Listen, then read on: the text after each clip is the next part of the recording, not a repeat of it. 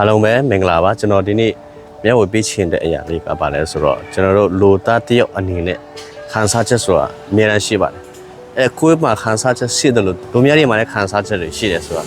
ကျွန်တော်တို့ငင်းလို့မရပါဘူးအဲ့ဒါကြောင့်ကျွန်တော်တို့တခြားလူတွေနဲ့အတူမျက်ဝေခန်းစားတတ်ဖို့အရေးကြီးတဲ့အကြောင်းကျွန်တော်ပြောချင်ပါတယ်ဘာလို့လဲဆိုတော့ကျွန်တော်တို့ကိုချင်းစာစိတ်ဆိုတာစိတ်နေစိတ်ထားတစ်ခုထဲမဟုတ်ဘဲနဲ့ကျွန်တော်တို့ပေါင်းတင်ဆက်ဆံရေးအပါအဝင်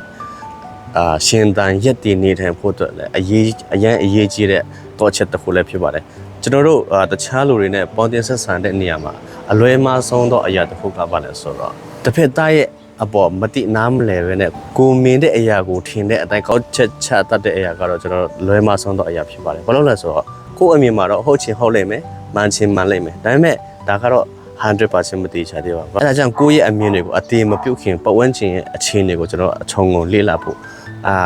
ခြုံငုံလေ့လာတတ်ဖို့အရင်အရေးကြီးပါတယ်။ဥပမာဆိုကြပါစို့ကျွန်တော်ဒီဟာတွေကတော့မလေးရှား ringgit ပေါ့နော်မလေးရှားပတ်စံ ringgit ဖြစ်ပါတယ်။ဒီမှာတော့မလေးရှားနိုင်ငံရဲ့ပထမဆုံးဘယင်ပေါ့နော်ဒီ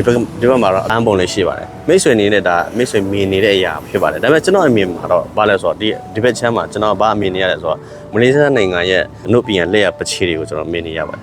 လို့ပေါ့နော်ဒါတွေကတော့မတိုးပါဘူးအဲ့တော့ကျွန်တော်အနေနဲ့ဒါမလေးရှားနိုင်ငံ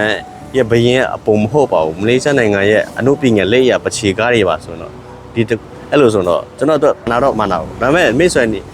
နေနဲ့ကြီးလိုက်တဲ့ချိန်ကျရင်မိတ်ဆွေအနေနဲ့လည်းမှန်တယ်အဲ့ဒါမဲ့ဒီဟျောက်ကျွန်တော်တို့ဒီနှစ်ဖက်စလုံးဒီလိုမျိုးတီချာလေးလေ့လာတီချာလေးကြည့်မှဒီဟာတွေကမလေးရှားနိုင်ငံရဲ့ပတ်စံ1 ringgit ဆိုတာဒီလိုပါလားဆိုတော့ကျွန်တော်တီချာနားလဲလို့ရတယ်အဲ့လိုပဲကျွန်တော်တို့ရဲ့ပတ်ဝန်းကျင်မှာလည်းကျွန်တော်တို့ရဲ့မင်းနေရအရာတစ်ဖက်သက်အမြင်ပဲမစင်စားပဲနဲ့သူဘယ်လိုခံစားရဆိုတော့ကျွန်တော်စဉ်းစားရမှာဖြစ်ပါတယ်ဘာလို့လဲဆိုတော့တခြားလူတွေကဘာတွေစဉ်းစားနေတယ်ဘာတွေတွေးတောနေတယ်ကျွန်တော်တို့မသိနိုင်ဘူးဒါပေမဲ့မသိနိုင်တော့ညာလဲကျွန်တော်တို့ဘယ်လိုသူ့ရဲ့အပြုအမူအပြောဆိုအနေအထိုင်အတန်အနဲ့အမြင့်ကအစားကျွန်တော်တို့နားထောင်တေချာလေးနားထောင်လေ့လာမယ်ဆိုတော့ဝမ်းနဲ့နေတယ်လားပြောဆိုနေတယ်လားကြည်ခွဲနေတယ်လားဆိုတော့ကျွန်တော်တို့မှန်းဆလို့ရပါတယ်အဲ့ဒါကြောင့်ကျွန်တော်တို့လူသားတယောက်အနေနဲ့ကိုယ့်ရဲ့အမြင်တစ်ခုတည်းကိုပဲအတိမပြုတ်ပဲနဲ့သူဘာခံစားနေတယ်လဲသူဘာတွေးကြုံနေတယ်လဲဆိုတဲ့အရာကိုသူကကြည်ခွဲနေတယ်လားဝမ်းနဲ့နေတယ်လားပြောဆိုနေတယ်လားဆိုတာသူ့ရဲ့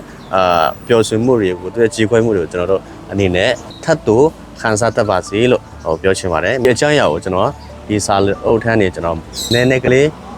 ပြန်လည်ပြီးတော့မျှဝေပေးခြင်းဖြစ်ပါတယ်။ဒီဗီဒီယိုကိုအဆုံးထိကြည့်ပေးတဲ့အတွက်ကျေးဇူးတင်ပါတယ်။ See you the next video. Bye bye.